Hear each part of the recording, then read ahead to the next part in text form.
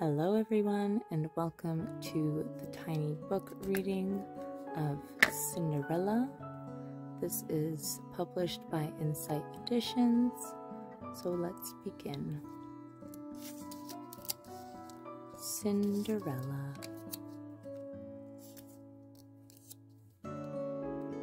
Once upon a time, there was a young girl named Cinderella. Cinderella lived alone with her father, for her mother had died many years before. Cinderella's father loved her dearly, but he feared he was not enough for her, and so, thinking it for the best, he remarried. Cinderella's father soon died as well, leaving her with her stepmother, Lady Tremaine, and her stepsisters, Anastasia and Drusilla. Cinderella's stepmother was cold and cruel. She had no love for the young girl, whose charm and beauty outshone that of her own daughters. Years passed, and Cinderella grew up, forced to do her stepfamily's bidding. She became little more than a servant in her own home. But Cinderella's hard life could not harden her heart. She befriended the animals in her attic bedroom and tried to find joy wherever possible.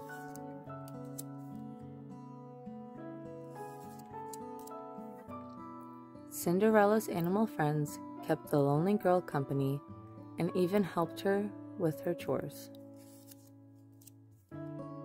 Alone in her room, Cinderella shared with her animal friends her dreams of finding happiness and maybe even love.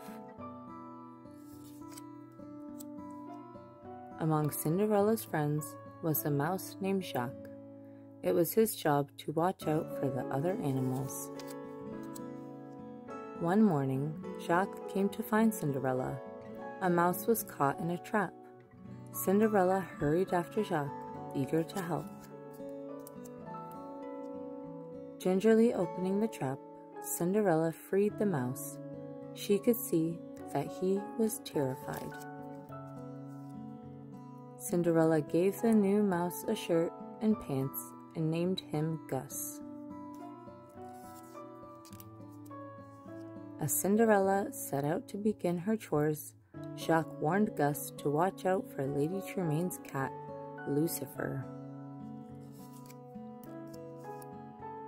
In the kitchen, Cinderella urged Lucifer and her dog, Bruno, to get along, but it was no use. The two could not stand one another. While the water boiled for her stepfamily's tea, Cinderella went outside to feed the chickens. Gus and Jacques watched from a window as Cinderella spread corn kernels around the yard. They too were eager for breakfast. But the mice had a problem. Lucifer was resting in front of the door to the yard. One of the mice would have to distract him. Jacques snuck towards the resting cat. Swinging his foot, he kicked Lucifer's leg out from beneath him. Angry, Lucifer began to chase Jacques. With the cat distracted, Gus and the rest of the mice snuck through the kitchen and out to the yard. Outside, the plump Gus happily gathered the kernels. He had never before been so well fed. Full and happy, Gus went back inside, but as he entered the kitchen, he found himself face to face with Lucifer. A cat lunged. Gus ran for his life, and Lucifer eagerly chased after him. Finally, he trapped the mouse under a teacup. At that moment, Lady Tremaine and her daughters rang for breakfast. Lucifer hid under the table so Cinderella would not see him. But luck was not on Lucifer's side. Cinderella gathered the teacups, including the one Gus was hiding beneath, and placed them on the breakfast trays. Cinderella had just delivered the last breakfast tray when she heard a loud shriek. Anastasia had found Gus inside her teacup and thought Cinderella had put him there on purpose. Lady Tremaine was furious. She decided to punish Cinderella by giving her even more chores, including bathing Lucifer. Meanwhile, at the palace, the king was upset. He wished to see his son married, but the prince had turned down every maiden brought before him.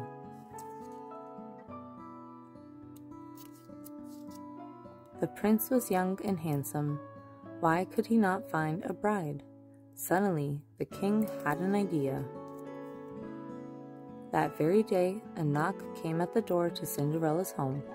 As always, Cinderella hurried to answer it. It was a messenger from the king. He had come with an urgent letter for Lady Tremaine.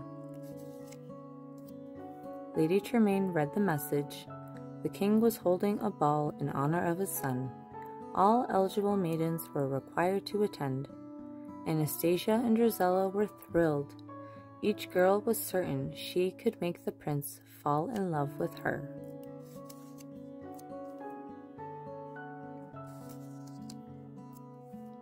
Cinderella was excited too.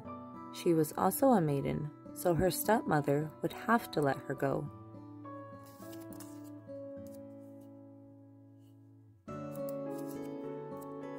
Cinderella's stepsisters scoffed at her.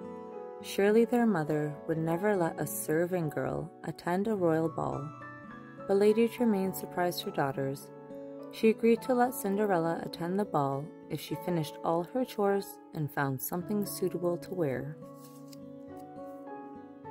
Cinderella raced to the attic, opened an old trunk, and pulled out a dress that had belonged to her mother.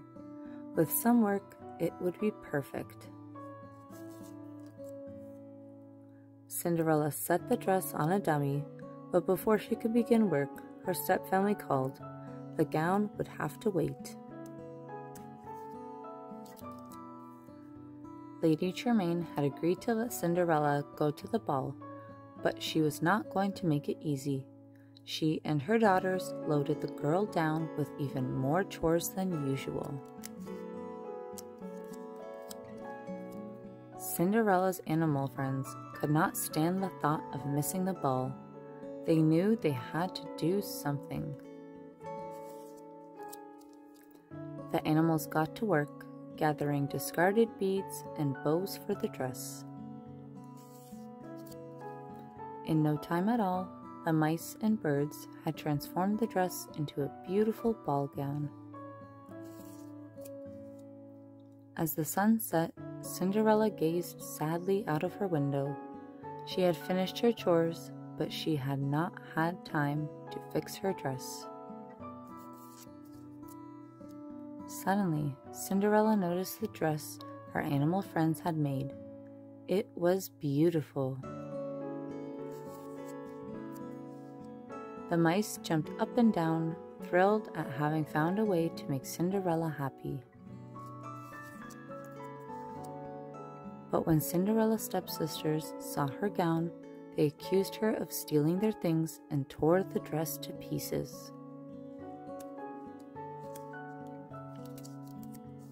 In the corner, Lady Tremaine watched the destruction, a small smile on her face. Cinderella ran to the garden.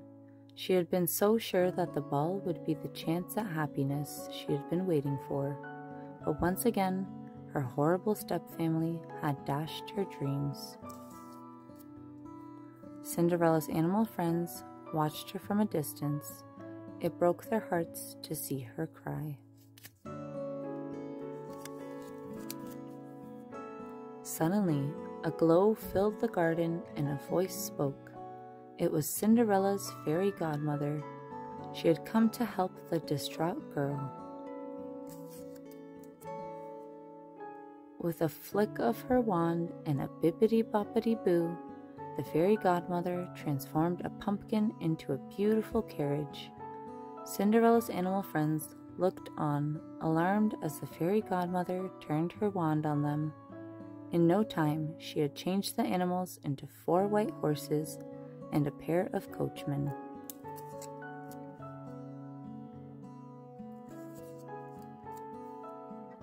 Finally, the fairy godmother turned to Cinderella.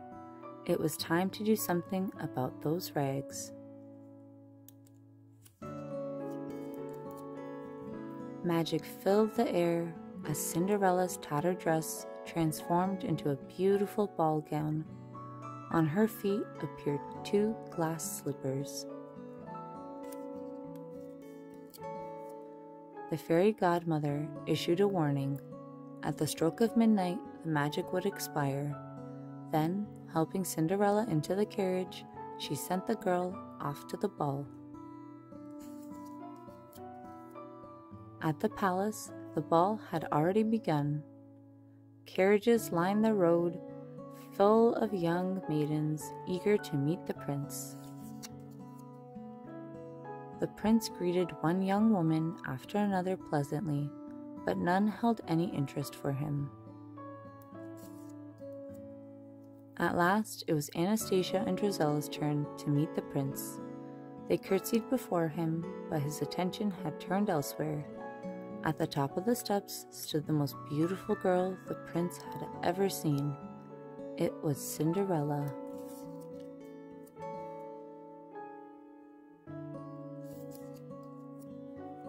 The prince excused himself to meet the fair maiden. He was sure she was the one he had been looking for. The prince took Cinderella's hand, and the two began to dance.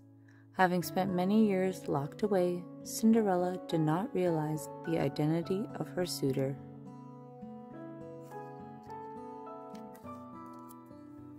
After several dances, the prince took Cinderella for a moonlit stroll across the bridge.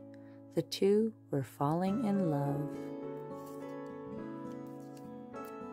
Suddenly, the clock began to chime midnight. Startled, Cinderella jumped up. She had not realized the time.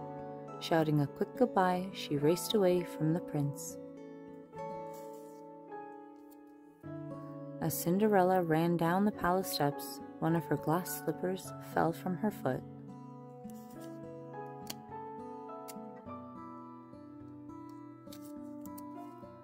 The Grand Duke chased after the girl, calling for her to stop, but she wouldn't listen. Cinderella hurried back into her carriage and raced away. The king's men chased after her, but they could not catch up. As the clock finished chiming midnight, Cinderella's carriage became a pumpkin again. Her coachmen and horses turned back into her animal friends, and her dress once again became rags. All that remained of the fairy godmother's magic were Cinderella's glass slippers. Holding her remaining shoe close, Cinderella smiled. She had had the most wonderful night of her life.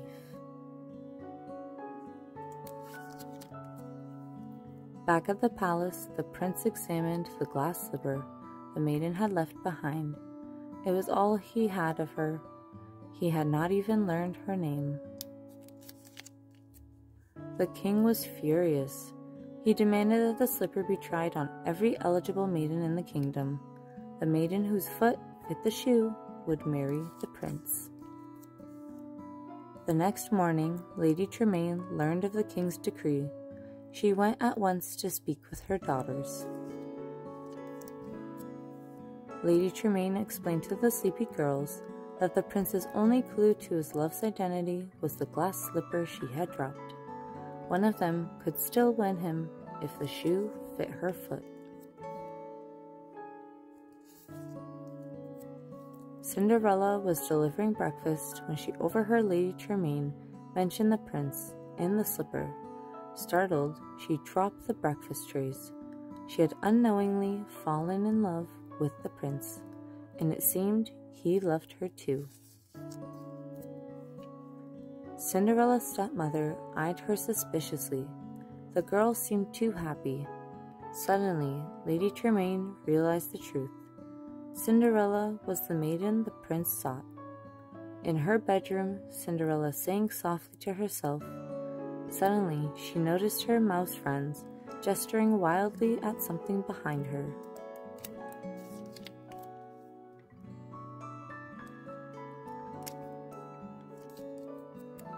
Cinderella turned.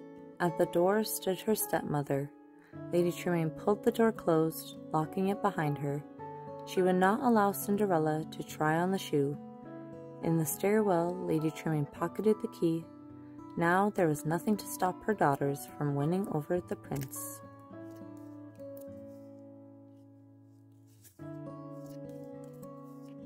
At that moment, there came a knock at the door. This time, Lady Tremaine answered. It was the Grand Duke. Anastasia and Drizella curtsied, welcoming the royal subject to their home. Meanwhile, Gus and Jacques snuck downstairs. With Lady Tremaine distracted, they took the chance to steal the key to Cinderella's room. But getting the key to Cinderella was not easy. The mice had just reached the top of the stairs when a shadow appeared over them. It was Lucifer. The cat easily trapped Gus and the key under a teacup. The other mice attacked the cat with forks and candles. Jacques even bit his tail, but it was no use. Downstairs, Anastasia and Drizella each tried on the glass slipper, but it was pointless.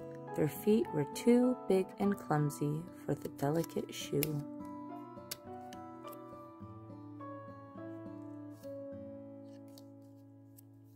Meanwhile, Cinderella's bird friends flew out to the yard, where Bruno was sleeping. Waking the dog, they rushed him up the stairs. Growling at Lucifer, Bruno chased him out the window. The mice rescued Gus and pushed the key under Cinderella's door. The Grand Duke was about to leave when he heard a voice at the top of the stairs. It was Cinderella. Her animal friends had freed her just in time. Coming down the stairs, Cinderella asked permission to try on the slipper. Lady Tremaine gasped, horrified. She knew Cinderella was the girl the prince sought. She had to find a way to stop her from trying on the shoe. Thinking fast, Lady Tremaine tripped the Grand Duke's footman. The glass slipper shattered into a million pieces. To Lady Tremaine's horror, Cinderella took the other slipper from her pocket. Cinderella handed the glass slipper to the Grand Duke, who placed it on her foot. It was a perfect fit. The Grand Duke was elated. After a long search, he had finally found the girl the prince loved.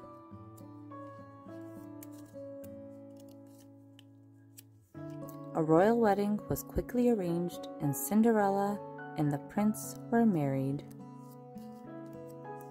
Cinderella's animal friends rejoiced, thrilled to see her dreams come true. For indeed, all in the kingdom knew the two would live happily ever after. The end. Thank you everyone for watching. If you enjoyed that, make sure to like and subscribe.